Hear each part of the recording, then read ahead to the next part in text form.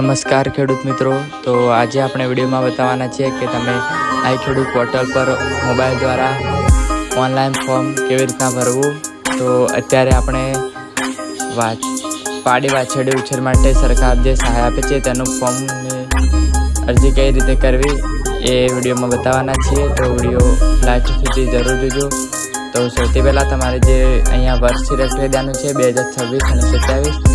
ત્યારબાદ તમે વિભાગમાં તમારે પશુપાલન સર્ચ કરી દેવાનું છે.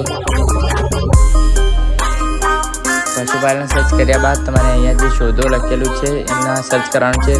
પાડી વાછરડી ઉછેર માટેની સહાય ત્યાં સર્ચ કરવાનું છે. ત્યારબાદ તમારે નેક્સ્ટ આ પેજ ઓપન થઈ જશે.